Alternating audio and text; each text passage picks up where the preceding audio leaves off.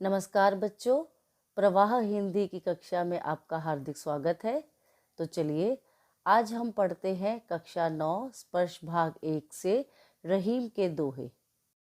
दोहे पढ़ने से पूर्व हम रहीम जी के जीवन परिचय के बारे में कुछ खास बातें जानते हैं। रहीम जी का पूरा नाम अब्दुल रहीम खान खाना था। उनका जन्म 17 दिसंबर 1556 में लाहौर में हुआ था। अकबर के नवरत्नों में से एक और अकबर के दरबार में इनका महत्वपूर्ण स्थान था। मध्ययुगीन दरबारी संस्कृति के रहीम प्रतिनिधि कवि माने जाते थे। अरबी, फारसी, संस्कृत, हिंदी आदि का उन्होंने गहन अध्ययन किया था। उनके काव्य में नीति, भक्ति, प्रेम आदि के दोहों का समावेश है। रहीम ने अपने अनुभवों को सहज और सरल शैली में प्रस्तुत किया। उन्होंने ब्रजभाषा, पूर्वी अवधी और खड़ी बोली का उपयोग अपने काव्यों में किया। रहीम की कई रचनाएं दोहों के रूप में प्रसिद्ध हैं। रहीम दोहावली, बरवै, नायिका भेद, मदनाष्टक, रास पंचाध्यायी, नगर शोभा आदि इनकी प्रमुख रचनाएं हैं। तो चलिए पहला दोहा इस प्रकार है। रहीमन धागा प्रेम का, मत तोड़ो चटकाए, टूटे से फिर ना मिले, मिले गांठ परी जाए। इस दोहे में रहीम जी ने हमें प्रेम की कोमलता के बारे में बताया है। उनके अनुसार प्रेम और मित्रता का बंधन किसी कोमल धागे की तरह होता है। जिस तरह एक धागे को अगर तोड़ दिया जाए तो वह पुनः उसी स्थिति में नहीं आ सकता। धागे को जोड़ना भी चाहें तो उसमें गांठ पड़ जाती है। उसी प्रकार हमें अपने संबंधों को बनाए रखना चाहिए, क्योंकि एक बार यदि इनमें दरार आ जाए तो धागे की ही भांति संबंधों को जोड़ना अत्यंत कठिन हो जाता है। प्रेम रूपी धागे यानी टूटे रिश्ते को फिर से जोड़ना बहुत मुश्किल होता है। अगर हम कोशिश करके प्रेम के रिश्ते को जोड़ भी लें तब भी अनेक लोगों के मन में कोई ना कोई कसक तो बनी ही रह जाती है। रहीमन निज मन की बिथा, मन ही राखो गोए, सुनि अठिलई है लोग सब, बाँटि न लई है कोई। रहीम जी इन पंक्तियों में कहते हैं कि हमें अपने मन का दुख स्वयं तक ही अपने मन में ही छिपा कर रखना चाहिए, क्योंकि लोग खुशी तो बांट लेते हैं, परंतु जब बात दुख की आती है तो वे आपका दुख सुन तो लेते हैं लेकिन उसे बांटते नहीं हैं। वे हमारे दुख को कम करने का प्रयास तक भी नहीं करते, बल्कि आपकी पीठ पीछे वे आपके दुख का मजाक बनाकर हंसी उड़ाते हैं। इसीलिए हमें अपना दुख कभी किसी को नहीं बताना चाहिए, उसे अपने मन में ही संजोकर रखना चाहिए। एके साधे सब सधे, सब साधे सब जाए, रहीमन मूल ही सींचिबो, फूले फले अघाए। रहीम जी हमें यह शिक्षा देते हैं कि एक बार में एक ही काम करना चाहिए। हमें एक साथ बहुत सारे काम नहीं आरंभ करने चाहिए। ऐसे में हमारे सारे काम अधूरे रह जाते हैं और कोई काम पूरा नहीं होता। जिस तरह किसी पौधे को फल फूल देने लायक बनाने हेतु हमें उसकी जड़ में पानी डालना पड़ता है, हम उसके तने या पत्तों पर पानी डालकर फल प्राप्त नहीं कर सकते। ठीक इसी प्रकार हमें एक प्रभु की श्रद्धा पूर्वक आराधना करनी चाहिए। अगर हम अपने आस्था रूपी जल को अलग अलग जगह व्यर्थ बहा देंगे तो हमें कभी भी मोक्ष प्राप्त नहीं हो सकता। एक प्रभु को पा लेने से शेष सभी सांसारिक सुख स्वतः ही प्राप्त हो जाते हैं। चित्रकूट में रमी रहे रहीमन अवध नरेश, जा पर विपदा परत है सो आवत यह देश। रहीम जी कहते हैं कि अवध के राजा श्री राम जी को जब 14 वर्षों का वनवास मिला था तो वे चित्रकूट जैसे घने जंगल में रहने के लिए आए थे। चित्रकूट की प्राकृतिक सुंदरता में उनका मन रम गया। अब जिस पर भी विपदा आती है वह यहाँ शांति पाने हेतु चला आता है। चित्रकूट जैसे स्थल पर आकर सारे दुख दर्द मिट जाते हैं, ऐसा रहीम जी का मानना है।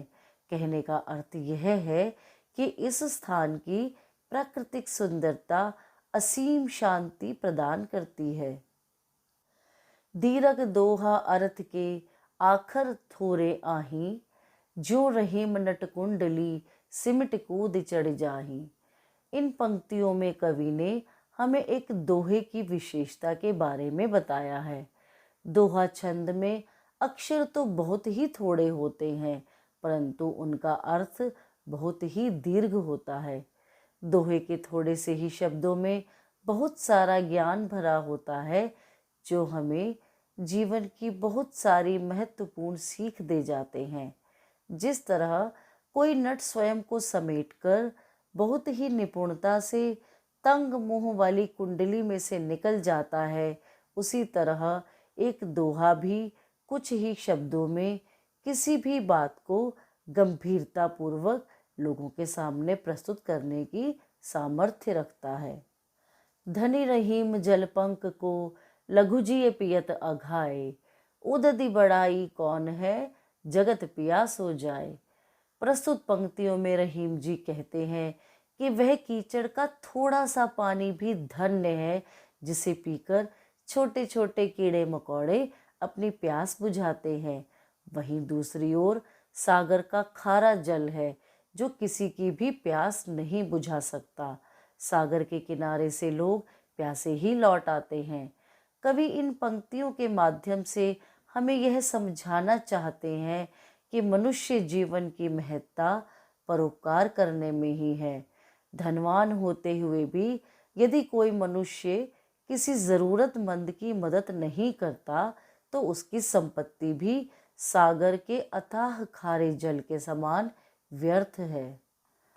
नाद रीझ तन देत मृग, नरधन हेत समेत, ते रहीम पशु ते अधिक, रीझेहु कछु न देत। रहीम जी कहते हैं कि हिरण एक पशु होने पर भी मधुर ध्वनि से मुग्ध होकर शिकारी पर अपना सब कुछ न्यौछावर कर देता है।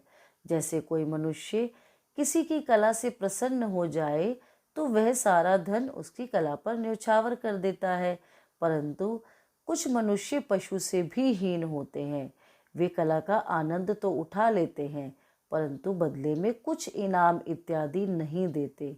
कहने का तात्पर्य यह है कि किसी की अच्छाई से प्रसन्न होकर उसे खाली हाथ लौटाना उचित व्यवहार नहीं है। ऐसे स्वार्थी मनुष्य को रहीम जी ने पशु से भी निम्न श्रेणी का माना है। बिगड़ी बात बने नहीं, लाख करो किन कोय, रहीमन फाटे दूध को, मथे न माखन होए। रहीम जी ने हमें जीवन से संबंधित कई शिक्षाएं दी हैं, और उन्हीं में से एक शिक्षा यह है कि हमें हमेशा कोशिश करनी चाहिए कि कोई बात बिगड़े नहीं। जिस प्रकार अगर एक बार दूध फट जाए तो फिर लाख कोशिशों के बावजूद भी हम उसे मथकर माखन नहीं बना सकते, ठीक उसी प्रकार अगर एक बार कोई बात बिगड़ जाए तो हम उसे पहले जैसी ठीक कभी भी नहीं कर सकते हैं। इसलिए बात बिगड़ने से पहले ही उसे संभाल लेना ही उचित है। रहीमन देख बड़ेन को, लघु न दीजिए डार, जहाँ काम आवे सुई, कहा करे तलवारी। रहीम जी के अनुसार इस संसार में हर वस्तु या व्यक्ति का अपना महत्व होता है, फिर चाहे वह छोटा हो या बड़ा। हमें कभी भी किसी बड़े उच्च पद वाले व्यक्ति या वस्तु के लिए छोटी वस्तु या व्यक्ति की उपेक्षा नहीं करनी चाहिए। कवि कहते हैं कि जहाँ सुई का काम होता है वहाँ पर तलवार कोई काम नहीं कर पाती, अर्थात तलवार के आकार में बड़े होने पर भी वह काम की साबित नहीं होती, जबकि सुई आकार में अपेक्षाकृत बहुत छोटी होकर भी कारगर सिद्ध होती है। इसीलिए हमें कभी धन संपत्ति, ऊंच नीच और आकार के आधार पर किसी चीज की उपेक्षा नहीं करनी चाहिए, अर्थात छोटे और सामान्य लोगों को भी उचित सम्मान देना चाहिए। रहीमन निज संपत्ति बिना को न विपत्ति सहाय, बिनु पानी जो जलज को नहीं रवि सके बचाए। प्रस्तुत पंक्तियों में रहीम जी कह रहे हैं कि कठिन समय में अपना संचित धन ही काम आता है, दूसरा कोई हमें उस विपत्ति से नहीं निकाल सकता। जिस प्रकार पानी के अभाव में कमल के फूल को सूर्य की किरणें भी बचा नहीं पाती और वह मुरझा जाता है। सूर्य की किरणें कमल के पुष्प का पोषण तो करती हैं, परंतु जल के अभाव में सूर्य भी कमल को मुरझाने से नहीं बचा पाता।